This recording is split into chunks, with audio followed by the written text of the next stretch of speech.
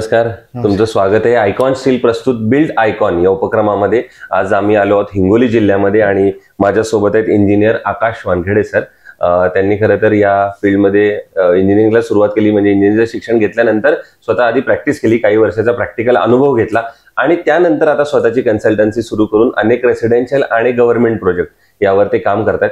Build icon हा उपक्रमच असा आहे ज्यामध्ये तुमच्यासारख्या इंजिनियर्सशी आम्ही बोलून त्या चर्चेतून काही सकारात्मक गोष्टी निघतील, ज्या येणाऱ्या पिढीला, येणाऱ्या पुढच्या तरुण इंजिनियर्सला काही मार्गदर्शक ठरतील, असा या सगळ्या कार्यक्रमामागचा हेतू आहे। सो आधी गप्पांना सुरुवात करण्याआधी मला पहिल्यांदा विचारायचं आहे की तुमचं शैक्षणिक पार्श्वभूमी, त्याच्यानंतर महाविद्यालयीन जीवन आणि सिव्हिल इंजिनिअरिंग या क्षेत्रामागे येण्याची प्रेरणा कुणाची होती?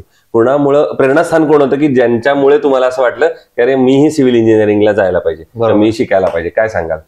ऍक्च्युली सर, माझं जे बीई झालेलं आहे ते वर्धेच्या BDCU college, Bapurao Deshmukh college of engineering इथून झालेलं होतं। बरोबर। आणि त्याच्यानंतर जे इन्स्पिरेशन तुम्ही जे विचारला प्रश्न, तो एकदम ते सांगता येणार नाही असं, कारण ते ऍक्च्युली आपण लहानपणी असताना आपण काही पण जे असतो आपल्या जे की आपल्याला काय व्हायचं, काय करायचंय पुढं, तर एक माझे भाऊ आहेत सागर विष्णू वानखेडे म्हणून, त्यांनी त्यांचं मेकॅनिकल इंजिनिअरिंग म्हणजे परस्युइंग चालू होतं। त्यावेळेस त्यांनी मला सांगितले की बीई सिव्हिल आपण जर केलं त्याचे फायदे वगैरे त्यांनी मला सांगितले की ऍडव्हान्टेज वगैरे आपण काय होऊ शकतो। आणि ऍक्च्युली हे सर, ही जी सिव्हिल फील्ड आहे ही आपल्या सामाजिक कार्याशी एक रिलेटेड खूप आहे आणि त्याच्यामुळे, आणि आपल्याला कसं पहिल्यापासून सामाजिक वर्क आणि त्याच्यानंतर याच्यामध्ये इंटरेस्ट आहे सर। बरोबर, त्याच्यामुळे आपण ते मध्ये तुम्ही आलात, निवडले आहे आपण। त्या बात आहे। सो सामाजिक भावना सुद्धा या मागची फार महत्वाची आहे। दुसरं असं आहे की जरी सिव्हिल इंजिनिअरिंग तुम्ही म्हणलात तसं याप्रमाणे सामाजिक बांधिलकी आहेच, पण त्यासोबत एक क्रिएटिव्ह फील्ड आहे, याच्यामध्ये तुमच्या कल्पनेला खूप सारा वाव आहे। तर मग आणखीन एक प्रश्न मला असा विचारायचा आहे की या कल्पनेला, क्रिएटिव्हिटीला जेव्हा टेक्नॉलॉजीची जोड मिळते, तंत्रज्ञानाची जोड मिळते, तर त्या तंत्रज्ञानाची किती मदत किंवा कशी मदत तुम्हाला या फील्डमध्ये झाली? इंजिनिअरिंग केल्यापासून आता तुम्ही काम करताय तोपर्यंत टेक्नॉलॉजीची मदत कशी होती? टेक्नॉलॉजी म्हणजे आता आम्ही जे आमचं वर्क आहे ते ऑटोकॅडची रिलेटेड आहे, बरोबर। ते ऍक्च्युली टेक्निकच आहे। जे पहिले सुरुवातीला जे काम करत होतो, प्लॅन वगैरे तयार करत होते लोक, त्यांना जवळजवळ एक प्लॅन तयार करण्यासाठी 2-3 दिवस लागत होते ड्राफ्ट करायला। बरोबर, ऑटोकॅडमुळे एवढं सोपं झालेलं आहे आम्हाला काम करायला की आम्ही ते जे प्लॅन आहे ते 15 ते 20 मिनिटांमध्ये कम्प्लीट करतो। याच्यामध्ये आपण जास्तीत जास्त काम करू शकतो, जास्तीत जास्त लोकांपर्यंत पोहोचू शकतो आणि अजून ज्या काही सॉफ्टवेअर वगैरे आहेत त्याच्यामुळे आम्हाला फायदा होतोच। बरोबर। दुसरं, या फील्डमध्ये अकुशल कामगार किंवा अनस्किल्ड लेबरचं पर्सेंटेज फार मोठं आहे, बरोबर। तर पण अनस्किल्ड लेबर कडून काम करून घेणं हे तितकंच धोकादायक सुद्धा आहे, बरोबर। तर अनस्किल्ड लेबर कडून काम करून घेण्याच्या अनुभवाबद्दल तुम्ही काय सांगाल? नाही, सुरुवातीला होतं असं की जे नवीन लेबर असतात त्यांना काम करायची पद्धत माहित नसते, टेक्निक माहित नसते, पण ते इंजिनियरचं एक काम असतं की त्यांना गाईड करणे, बरोबर। की कारण कसं असतं की एकदा जे आपले ओनर असतात, घरमालक जे असतात किंवा जे कन्स्ट्रक्शन वर तेवढं कॉस्ट खर्च करतात, त्यांचं नुकसान होऊ नये म्हणून आपल्याला प्रत्येक वेळेस त्यांना गाईड करावं लागणार, बरोबर। आणि त्यांच्यासोबत एक बॉन्डिंग तयार करायला लागणार की ज्यांच्यामुळं आपला फायदा होईल, बरोबर, कन्स्ट्रक्शनचा। दुसरं, तुम्ही रेसिडेन्शियल प्रोजेक्ट अनेक कम्प्लीट केलेले आहेत, तर त्यामुळे मला हा विशेष प्रश्न तुम्हाला विचारायचा आहे की बऱ्याचदा त्या कस्टमरचं असं म्हणणं असतं की माझं बजेट थोडं कमी आहे, बरोबर, आणि तुम्हाला तर क्वालिटी कन्स्ट्रक्शन करायचं असतं। अशा वेळेला क्वालिटी आणि बजेट या दोन्हीची सांगड कशी घालता तुम्ही? आम्ही ऍक्च्युली सर काम करत असताना की तसं होणारच की जे आता आपली जी सिटी आहे त्या सिटीमध्ये तेवढे काही लोकांना तेवढी काही डिपेंडन्सी माहित नाही किंवा काम कसं करायचं, त्याच्यामुळे ते आपल्याला कन्सल्ट करतात।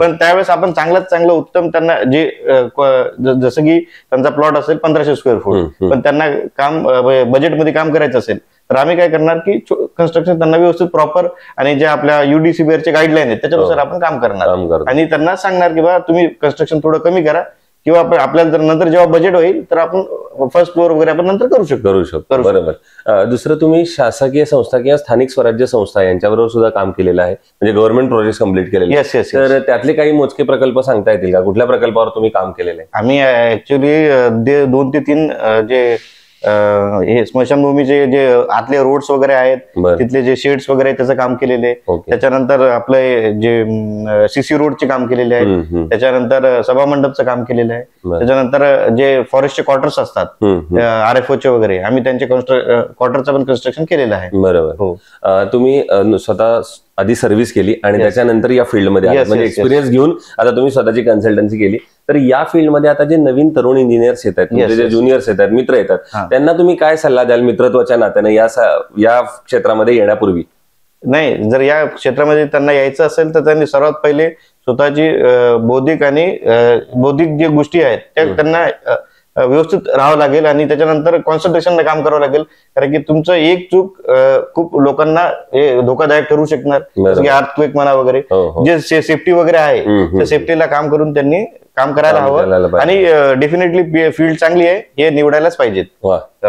दुसरं, तुम्ही आता इतके वर्ष काम करताय, सध्याला 30-35 प्रोजेक्ट तुम्ही कम्प्लीट केलेले आहेत, तर हे काम करताना एखादा आयकॉनिक प्रोजेक्ट आठवतोय का की ज्याच्यात पैसे तर मिळाले पण त्याबरोबर आनंद किंवा अभिमान किंवा समाधान मिळालं की अरे हा प्रोजेक्ट माझ्या हातून झाला, हा माझा एक आयकॉनिक प्रोजेक्ट होता, असा कुठला प्रोजेक्ट सांगा? बरोबर आहे. आम्ही असं जे सुरुवातीला जेव्हा ऑफिस स्टार्ट केलं होतं त्यावेळेस आमच्या कॉलनीमध्ये जे क्लायंट आहेत आमचे, त्यांचं जे कन्स्ट्रक्शन आहे ते आम्ही सुंदर पद्धतीने पार पाडलंय आणि त्यांना आजही आनंद होतो. ते आम्हाला आल्यानंतर भेटतात, बोलतात की तुमच्यामुळे आम्हाला चांगला फायदा झाला आणि तुमच्यामुळे आणि त्यांच्यामुळे आम्हाला 4 ते 5 प्रोजेक्ट मिळाले पण इन्स्टंट. बरोबर. त्याच्यामुळे आनंद खूप होत होता प्रोजेक्टचा. आणि त्याच्यानंतर आम्हाला कसं आहे की जे आम्हाला लिंक्स आहेत जसं लीड वगैरे खूप जनरेट झाल्या होत्या त्या प्रोजेक्टमुळे. त्यामध्ये हा झाला आयकॉनिक प्रोजेक्ट. आणि दुसरं असतं की एखादा प्रोजेक्ट करताना अडचणी येतात किंवा समस्या येतात किंवा एखादं आव्हान येतं अचानक, तर त्या आव्हानावर कशी मात केली, असा एखादा प्रसंग किंवा साईट वगैरे आठवते का? आपण आता काम सिव्हिल जी फील्ड आहे की जी प्रत्येक वेळेस याच्यामध्ये व्हेरिएशन असतात.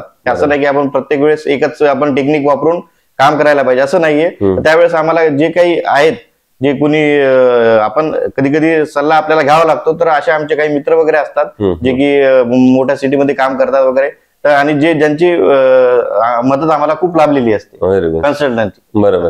दुसरं, कन्स्ट्रक्शन मध्ये स्टील आणि सिमेंट या दोन गोष्टी अतिशय महत्वाच्या आहेत. तर मग स्टील निवडताना तुम्ही काय पॅरामीटर्स चेक करता किंवा काय गुणवैशिष्ट्य त्या स्टीलची बघता की हे स्टील चांगलं आहे असं तुम्ही? डक्टिलिटी चेक करतो आपण. ओके. त्याच्यानंतर त्यांची जी स्ट्रेंथ आहे ते चेक करतो आपण. ओके. त्याच्यानंतर जे काही आपल्याला आहे की जे मार्केट मधली जे ब्रँड्स आहेत तर त्याच्यामध्ये आपण आयकॉन स्टीलला जास्त आपण प्रेफर करतो. कारण की त्यांचं आम्हाला माहिती आहे, आम्ही ते वर्कवर आम्ही स्वतः जे आमचे प्रोजेक्ट्स आहेत त्याला आम्ही आयकॉन स्टीलच वापरतो. या बात. सो तुम्ही आयकॉन स्टील ऑलरेडी वापरलेले? तर मग हे झालं आयकॉन. माझ्या भरपूर साईटवर ते असतेच ऑलरेडी आणि आम्ही जास्त करून कस्टमरला ते रेफर करतो. Very good, very good.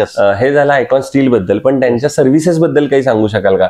जसं की त्यांची कॉस्ट आहे, जशी की त्यांची स्टाफ आहे, त्यांची डिलिव्हरी आहे किंवा त्यांचं अवेलेबिलिटी आहे प्रोडक्टची, याबद्दल काही सांगू शकाल का? आता आमच्याकडे जे आहेत ट्रेडर्स वाले ते प्रत्येक वेळेस आम्ही जे क्वांटिटी दिली, आता आम्हाला कधी कधी 10, 15, 20 टन माल लागतो, आम्ही त्यांना सांगितलं तर आम्हाला इन्स्टंट मिळून जातो त्यांच्याकडून. आणि ऍक्च्युली माझ्या बाहेरगावच्या साईटला पण त्यांनी जे आहेत जसं की खेडेगावात जे साईट असतात तिथे पण त्यांनी आम्हाला सर्व्हिस प्रोव्हाइड केलेली आहे. फक्त ते पहिले आम्हालाच सांगतात किंवा तुम्हाला किती क्वांटिटी लागेल त्यानुसार ते अरेंज करून देतात.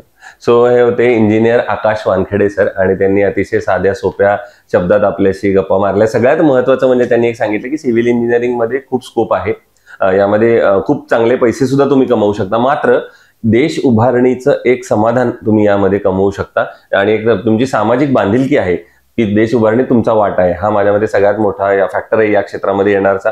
सो जे आता तरुण या इंजिनियर ज्या क्षेत्रात येत आहेत त्यांच्यासाठी हा विशेषतः सल्ला आहे. सो तुमचे पुन्हा एकदा मनापासून आभार की तुम्ही बिल्ड आयकॉन या आमच्या उपक्रमात सहभागी झालात, एवढ्या दिलखुलासपणे गप्पा मारल्यात, आणि असेच आयकॉनिक प्रोजेक्ट तुमच्या हातून घडावेत याच माझ्याकडून आणि आयकॉन स्टील या दोघांकडून मनपूर्वक शुभेच्छा.